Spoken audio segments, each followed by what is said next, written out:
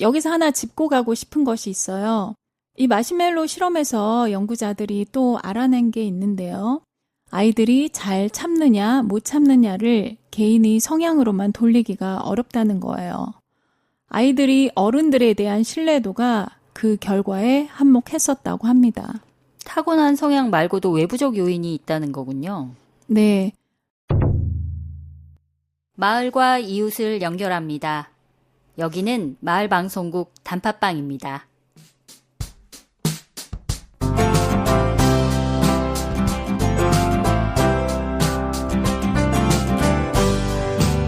알아두면 쓸모있는 심리학 잡학사전 시간입니다. 안녕하세요. 빨간사과 홍옥입니다. 오늘도 심리학 박사 신은삼 선생님과 함께합니다. 안녕하세요, 선생님. 안녕하세요. 선생님, 오랜만에 다시 봬요. 그동안 어떻게 지내셨어요? 6월 말까지 학교 일로 바빴는데 7월 들어서 좀 여유가 생겼어요. 그래서 그간 못 만났던 친구들도 만나고 문화생활도 즐겼습니다. 홍옥님은 어떻게 지내셨어요? 저는 군대 간 조카 면회도 다녀오고 보고 싶던 전시도 보러 가고 덥지만 잘 지내고 있습니다. 선생님, 오늘 녹음이 벌써 4번째 시간이에요. 시간이 참 빠르게 지나가는데요. 방송을 처음 듣는 분들을 위해 선생님 소개를 다시 한번 부탁드려 볼까요? 저는 심리학자입니다. 세부 전공으로 인지신경과학을 공부했어요. 연세대학교 심리학과를 졸업했고 미국 일리노이 대학교에서 심리학 박사를 받았습니다. 그 후에 미주리 대학교에서 박사후 과정을 거쳤고 귀국해서 연세대학교에서 강의를 하고 있습니다. 지금은 성신여자대학교에서도 학생들을 가르치고 있고요. 귀국 후에 연구에 집중하다가 지금은 가르치는 일에 더 집중을 하고 있습니다. 최근에는 여기 고소한 목요일을 통해서 학생이 아닌 일반인 여러분에게 심리학 이야기를 들려드리고 있네요. 학생들이 저를 교수님이라고 부르지만 저는 신교수, 신박사라는 호칭보다는 선생님이라는 호칭을 훨씬 좋아합니다. 그냥 선생님이라고 불러주세요. 네, 오늘은 어떤 얘기 들려주실 건가요? 4번째 오늘 들려드릴 이야기는요. 자기 통제 혹은 자기 조절에 대한 이야기입니다. 자기 통제와 관련된 심리학적 이론들을 일상생활에서 발생하는 일들을 가지고 풀어보려고 합니다. 부디 재미있게 들어주세요. 네, 그럼요. 전 준비됐습니다. 그럼 참는다 혹은 인내한다 라는 말에서 시작해 볼까요? 원하는 것이나 목표하는 게 있는데 그걸 바로 얻거나 실행할 수 없을 때 우리는 참거나 인내합니다. 홍옥님, 참는 경우들 어떤 경우가 있을까요? 일단 먹거나 자는 욕구를 참는 생리적인 부분이 있지 않을까요? 그렇죠. 식욕이나 수면욕 같은 것은 본능적이고 즉각적인 만족을 필요로 하는데 상황이 여의치 않다면 참아야겠죠? 또 놀고 싶지만 일을 해야 하는 경우도 있겠고 누군가에게 사랑받거나 인정받고 싶어서 내가 하고 싶은 걸 참는 경우도 있겠네요. 놀고 싶은 것을 참기도 참 쉽지가 않죠. 또 사랑과 인정을 추구하는 것도 우리의 자연스러운 욕구인데 이것 역시 원한다고 바로 얻을 수는 없는 경우가 많죠. 이렇게 본능적이고도 즉각적인 경우부터 사회적이거나 미래지향적인 경우까지 정말 우리 삶 곳곳의 현장에서 참아야 할 때가 참 많습니다. 잘 참고 인내하기 위해서는 어떻게 해야 할까요? 스스로의 행동을 잘 통제할 수 있는 자기 통제 또는 자기 조절 능력을 잘 갖추어야 합니다. 이것이 바로 오늘의 주제입니다. 흥미로운 얘기가 되겠네요. 자기 통제를 하면 어떤 목표가 있고 그것을 달성하기 위해서 생각이나 정서, 행동을 삼가하는 것을 말합니다. 대학 입시를 앞두고 자기 욕망을 억누르면서 공부에 매진하는 수험생들이 우리나라에서는 아마 대표적인 예가 되지 않을까 싶습니다. 이러한 자기 통제와 관련해서 유명한 실험이 있어요. 혹시 마시멜로 실험이라고 들어보신 적이 있나요? 네, 들어본 적 있어요. 학교에서도 배웠었고 종종 TV 프로그램에서도 비슷한 실험을 하는 걸 본 적이 있습니다. 그만큼 유명한 실험입니다만 간단히 설명드릴게요. 월터 미셸이라는 심리학자가 그의 동료들과 1970년대 초반에 진행했던 실험이에요. 이 실험은 4살 정도의 어린 아이들을 대상으로 실시되었습니다. 이 아이들이 먹고 싶은 마시멜로 하나를 눈앞에 두고 하나를 더 먹기 위해서 15분 동안 기다리느냐, 기다리지 못하느냐를 관찰했던 연구예요. 이 연구가 오늘날 많은 이들에게 회자되고 있는데요. 그 이유 중 하나는 효과적인 자기 통제 방법을 알려주었기 때문이에요. 저는 하나를 더 먹기 위해 15분간 참았던 아이들이 참지 못한 아이들보다 성인이 됐을 때 더 성공 어느 정도 했다는 얘기는 알고 있었는데 그 15분을 참을 수 있던 방법이 있다는 얘기는 처음 들었어요. 네, 이 부분은 상대적으로 강조가 덜 된 것 같아요. 15분 동안 잘 참았던 아이들이 사용했던 방법은 바로 주의 돌리기였어요. 쳐다보면 먹고 싶으니까 손으로 눈을 가리거나 시선을 돌리거나 아니면 딴짓을 하면서 그 15분이라는 기나긴 시간을 참았습니다.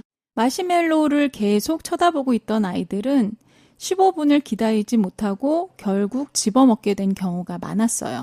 아, 그랬던 것 같아요. TV 프로그램에서 초콜릿으로 실험을 한 걸 본 적이 있는데 아이가 다른 곳에 시선을 둔다는 얘기를 진행자가 했던 것 같아요.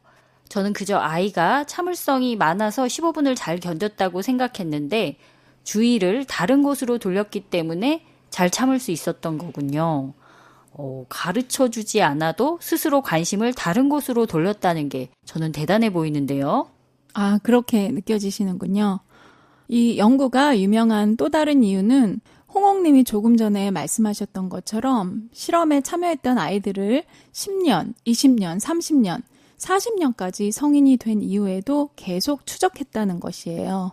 정말 오랜 기간 추적 연구를 했군요. 대단한데요. 맞습니다. 이렇게 오랫동안 주기적으로 참가자들을 따라서 추적 연구를 하기가 정말 쉽지 않거든요. 이렇게 긴 세월을 두고 관찰해 보니 어렸을 때 보였던 그 자기만족 지연 능력이 훗날 살아가는 모습까지 예측할 수 있더라는 거예요.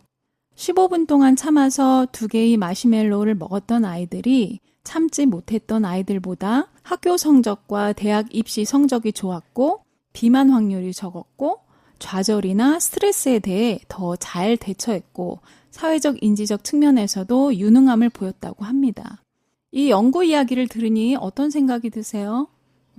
될성 부른 나무는 떡잎부터 다르다? 이런 속담이 떠오르는데요. 결국 자기 통제를 잘하는 사람이 성공할 확률이 크다는 얘기겠죠? 될성 부른 나무라, 아이들이 어떻게 해서 될성 부른 나무가 되는가에 대해서는 조금 후 이야기해 드리겠습니다. 글쎄요, 성공이라는 말보다는 자기 실현이라는 심리학적 용어를 쓰고 싶네요. 그 말이 더 좋네요. 네. 40년 후에 진행된 연구에서도 4살 때 참가자들이 보였던 행동과 비슷한 패턴이 발견되었는데요. 근데 이 연구에서 그 행동 패턴이라는 게 구체적으로 무엇인지가 명확해졌습니다. 그게 뭘까요? 어린 아이들에게 마시멜로가 기분 좋은 자극입니다.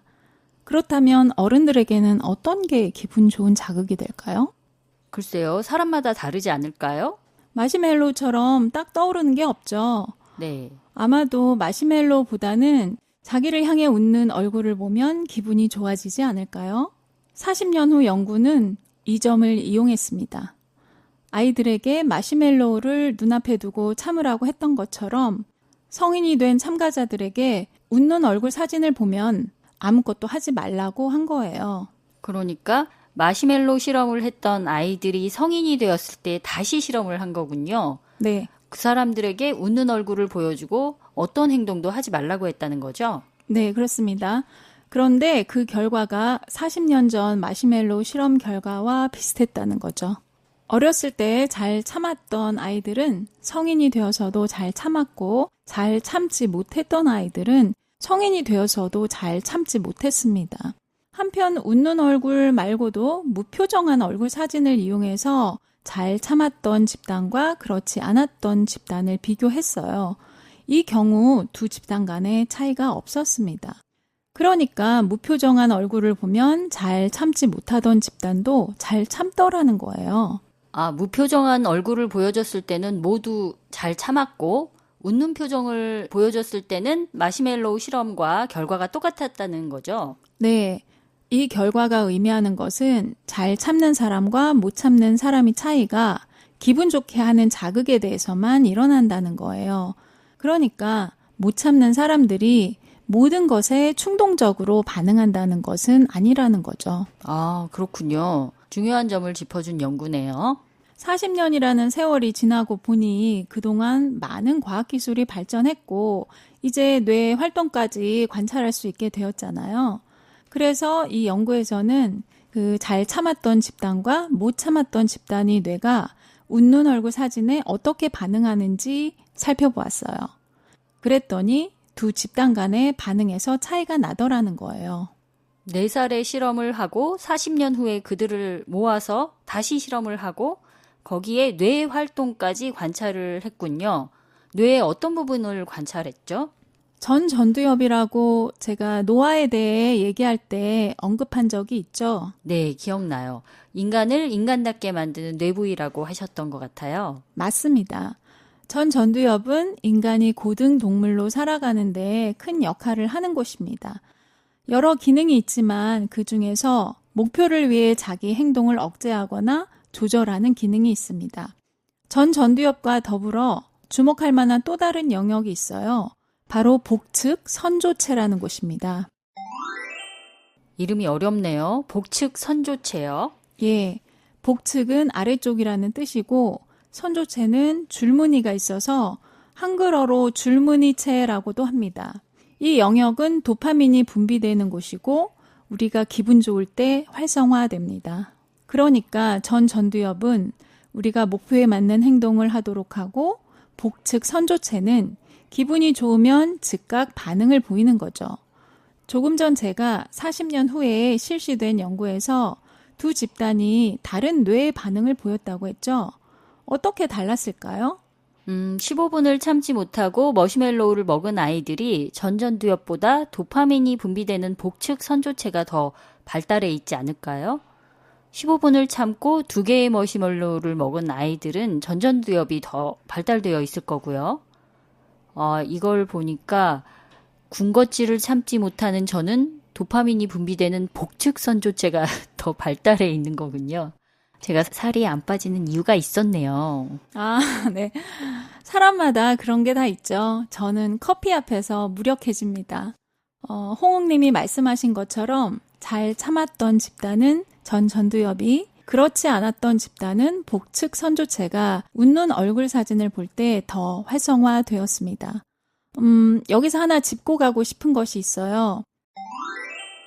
이 마시멜로 실험에서 연구자들이 또 알아낸 게 있는데요. 아이들이 잘 참느냐 못 참느냐를 개인의 성향으로만 돌리기가 어렵다는 거예요. 아이들이 어른들에 대한 신뢰도가 그 결과에 한몫했었다고 합니다. 타고난 성향 말고도 외부적 요인이 있다는 거군요. 네. 그러니까 실험자인 어른이 들어와서 여기 마시멜로우가 하나 있어. 지금 먹어도 돼. 그런데 내가 다시 올 때까지 안 먹고 기다리면 하나 더 먹을 수 있어. 라면서 방을 나갑니다.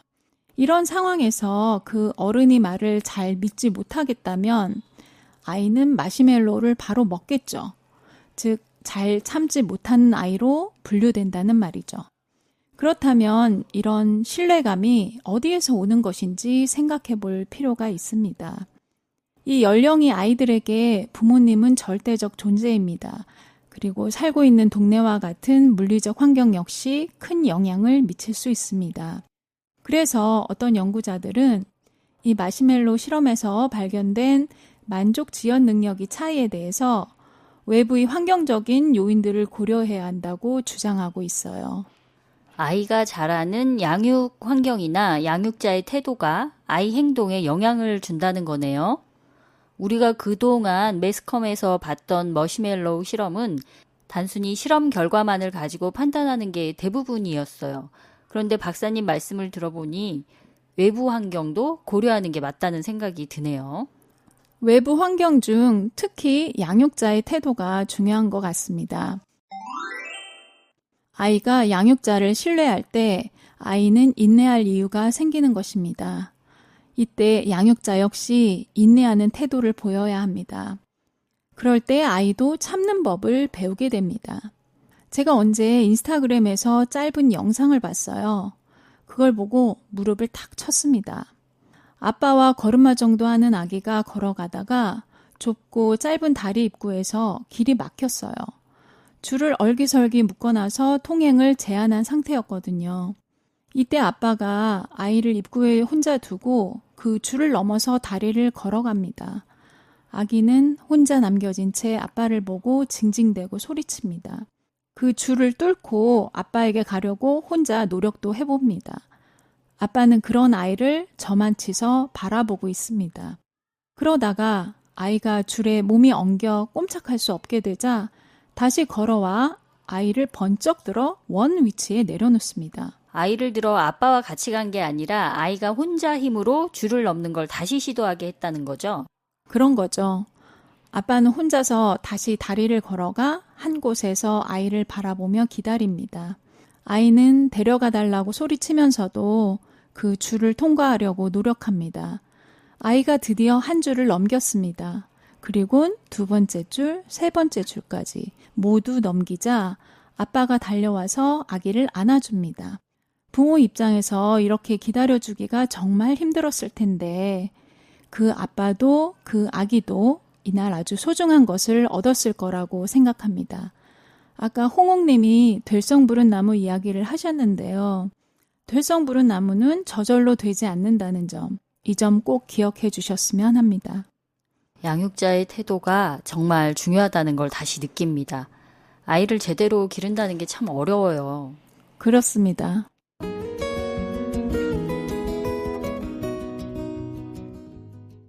오늘 이야기는 두 편으로 나누어서 방송될 예정입니다. 선생님, 오늘 내용 정리해 주시고 다음 편에서는 어떤 이야기를 해 주실지 말씀해 주시겠어요? 오늘은 자기 통제의 개념, 그와 관련된 마시멜로 실험과 그것이 주는 교훈에 대해서 이야기해 보았습니다. 다음 시간에도 자기 통제에 대한 것으로 프로이트가 말한 성격의 구조, 그리고 자아 고갈과 결정 피로에 대해서 이야기를 들려드리겠습니다. 네, 다음 편도 기대하겠습니다. 오늘 나와주셔서 감사합니다. 감사합니다.